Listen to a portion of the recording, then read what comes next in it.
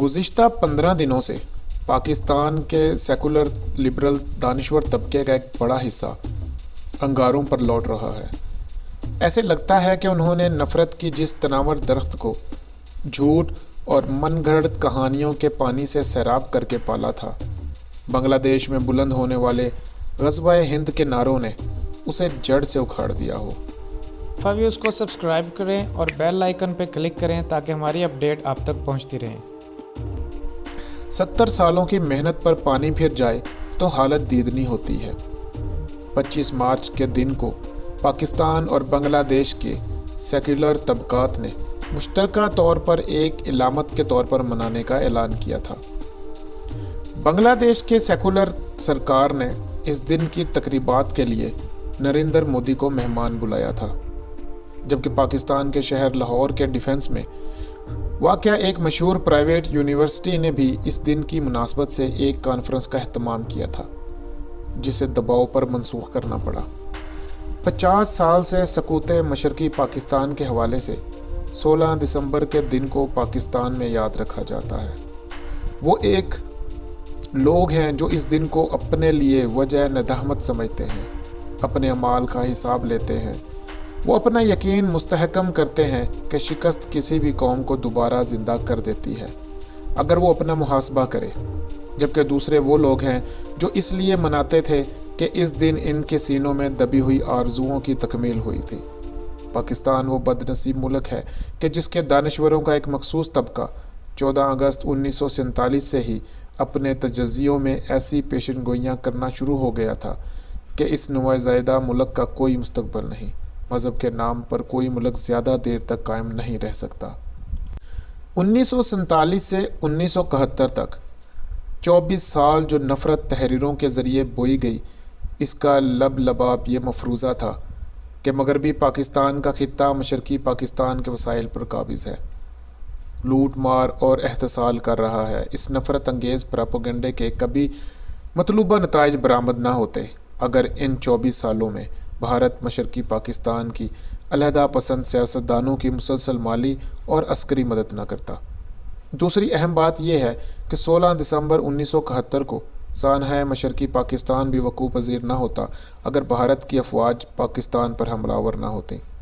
24 سال پاکستان کا یہ سیکولر لبرل طبقہ یہ ثابت کرتا رہا کہ بنگلہ دیش بنانے کی تحریک بنگالیوں کی اپنی تحریک ہے، کیونکہ اسلام کے نام پر نئے بننے والے پاکستان نے ان کی صدیوں پرانی بنگالی تہذیب، زبان اور ثقافت کو برباد کیا ہے، اور اب بنگالی اسلام کا یہ نام نہاد کلاوہ گلے سے اتار کر آزاد ہونا چاہتے ہیں۔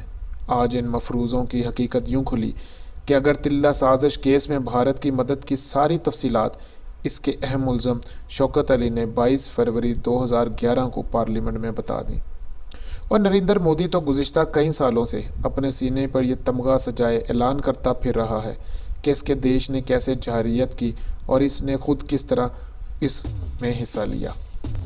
مودی نے یہ اعتراف اس سال بھی 25 مارچ میں ہونے والی تقریب میں کیا تھا، لیکن اس کی تقریر کا یہ رنگ نہ جم سکا کیونکہ اس دوران بنگلہ دیش کی سڑکیں بھارت کے خلاف نعروں سے گونج رہی تھیں۔ بھارت کے خلاف آج بھی ہنگامے جاری ہیں، اور وہ بنگالی جنہیں 50 سال پہلے ایک تہذیب و ثقافت کے فریب پر نعرے پر مغربی پاکستان کے خلاف اکسایا گیا تھا، آج وہ غزوہ ہند کے پرچم دار بنے ہوئے ہیں۔ جس طرح بھارت کی 70 سالہ محنت ڈھاکہ کے بازاروں میں برباد ہوئی ہے اور بھارت میں صف ماتم بچھی ہے، ویسے ہی لاہور کی اس یونیورسٹی میں 25 مارچ کو منعقد ہونے والی بنگلہ دیش کانفرنس منسوخ ہونے پر بھی ویسا ہی ماتم برپا ہے۔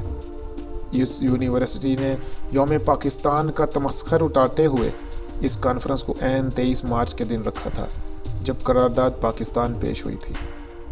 25 مارچ 1971 دراصل وہ دن ہے جب شیخ مجیب الرحمان نے آزادی کے ڈکلریشن پر دستخط کر کے اسے جاری کیا تھا۔ کانفرنس کے سیکولر منتظمین کہتے ہیں 50 سال بعد کیا ہم اپنی تاریخ پر گفتگو نہیں کر سکتے؟ سوال یہ ہے کہ کیا آکسفورڈ یا کیمبرج کی یونیورسٹیوں میں کبھی 23 مارچ 1940 پر کانفرنس ہوئی کہ برطانیہ کی غلامی سے آزادی کی وجوہات کیا تھیں؟ کیا کبھی فرانس کی کسی یونیورسٹی میں الجزائر کے اعلان آزادی کی یاد میں 5 جولائی کو کانفرنس ہوئی جس میں فرانس کے مظالم زیر بحث آئے ہوں؟ کیا امریکہ میں 29 मार्च 1973 का दिन किसी बड़ी यूनिवर्सिटी में इसलिए भी मनाया गया कि इस दिन वियतनाम से आखिरी अमेरिकी सिपाही हेलीकॉप्टर का पहिया पकड़कर निकला था। यह कोई जुल्म की दास्तानें बयान नहीं करता, इसलिए कि ये तमाम जंगें सेकुलर, कौमी और नस्ली जंगें और तमाम आज़ादी की तहरीकें भी कौम परस्ताना थी। ऐसे मार्कों को याद करने में कुछ नहीं मिलता। खुशी तो इन तबकात को इस्लाम के नाम पर बनने वाले पाकिस्तान की शिकस्त पर होती है, क्योंकि यह सिर्फ एक मुल्क की शिकस्त नहीं बल्कि एक नज़रिए की शिकस्त है। पाकिस्तान के नज़रिए और इसकी असास के ख़िलाफ़ क़याम पाकिस्तान के बाद पहले दिन से जो काम शुरू हुआ वो तालीमी इदारों में हुआ और दानश्वरी के नाम पर हुआ। मगरबी पाकिस्तान के ख़िलाफ़ नफ़रत का बीज ढाका यूनिवर्सिटी में बोया गया था। ढाका और राजशाही यूनिवर्सिटी के साबिक vice chancellor doctor Syed Sajjad Hussain की किताब शिकस्त आरज़ू वो सारी कहानी बयान करती है। और पाकिस्तान से 25 मार्च 1971 के बाद पंजाब यूनिवर्सिटी के वफद को लेकर ढाका जाने वाले प्रोफेसर वारिस मीर के इस दौर के कालम को पढ़ें तो आपको यूनिवर्सिटी में मगरबी पाकिस्तान के ख़िलाफ़ नाम नहाद प्रोपेगेंडे के शवाहद भी मिलेंगे और भारतीय मक्ती बहाने के गैर बंगालियों और बहारियों पर तशद्दुद के दर्दनाक कहानियाँ भी नज़र आएंगी। पाकिस्तान की दरसगाहें हमेशा से पाकिस्तान मुखालफ एजेंडे की तरवीज के लिए मुंतखब की जाती रही हैं। इन इदारों पर बज़रिया उस्ताज़ा तुलबा कब्ज़ा करके मुख्तलिफ़ आवाज़ों का गला घोंटा जाता रहा है। मुझे इस बात का अंदाज़ा इस वक्त हुआ जब मैंने 18 मार्च 1980 को बलूचिस्तान यूनिवर्सिटी में बहसीत उस्ताद नौकरी का आगाज़ किया। मैं इस वक्त की यूनिवर्सिटी की फ़ज़ा को महसूस कर रहा था और मुझे अंदाज़ा हो चुका था कि ढाका यूनिवर्सिटी 1971 से पहले ऐसी होती होगी। आवाज़ को दबाना, मुखालफिन को यूनिवर्सिटी बदर करना इन सेकुलर लिबरल उस्ताज़ा और तुलबा के ख़ास हरबे रहे हैं। लाहौर की जिस यूनिवर्सिटी ने अपनी 25 मार्च वाली बांग्लादेश कॉन्फ्रेंस को मजबूरन मनसूख किया और जिसकी मनसूखी पर भारत में बहुत गम व गुस्सा है, इस यूनिवर्सिटी के कुछ तालिब इल्म 2 साल कबल मुझे 25 दिसंबर को कायद-ए-आज़म के यौम पैदाइश पर होने वाले एक सेमिनार में बुलाने आए। मैंने आने का वादा कर लिया, लेकिन वो चंद दिन बाद मुंह लटकाए वापस आए कि तकरीब के कंपेयर फैज़ अहमद फैज़ के नवासे ने आपकी मौजूदगी में कंपेयरिंग करने से इनकार कर दिया है, इसलिए यूनिवर्सिटी इंतज़ामिया ने कहा है हम आपसे माजरत कर लें। मैंने इन्हें बताया कि इस बात का मुझे पहले ही अंदाज़ा था, इसलिए चंद साल पहले लाहौर की नहर पर वाक़या ऐसी बड़ी प्राइवेट यूनिवर्सिटी ने भी मुझे बलूचिस्तान के मौजू पर बुलाया था। सवालों जवाब के लिए तमाम अस्ताज़ा को सामने लाके बिठाया गया।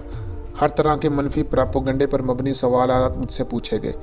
मैं चूँकि बलूचिस्तान में 24 साल गुजारे थे, इसके चप्पे चप्पे से वाकिफ़ था, इसलिए मेरे जवाब इनकी मर्ज़ी के बरअक्स थे। उनके घड़े हुए झूठ बेनकाब हुए थे। इस दिन के बाद अब तक लाहौर की अक्सर सेकुलर यूनिवर्सिटियों में मैं एक शजरे ममनुआ हूँ। मेरे दाखिले पर पाबंदी है। जो लोग मेरे ख़िलाफ़ मेरे जैसे कमज़ोर जिस्म शख्स की गुफ्तगू तक सुनने की ताब न रखते हों, वो आज इस बात पर एहतजाज कर रहे हैं कि उन्हें एक ऐसी कॉन्फ्रेंस से रोका गया जिसका मकसद ही पाकिस्तान की रसवाई थी। सेकुलर लिबरल दानश्वर हुआ ढाका यूनिवर्सिटी का हो या लाहौर की किसी जदीद प्राइवेट यूनिवर्सिटी का, इनके एंटी पाकिस्तान बयाने को ढाका की सड़कों पर ग़ज़वाए हिंद के नारों ने दफन कर दिया है।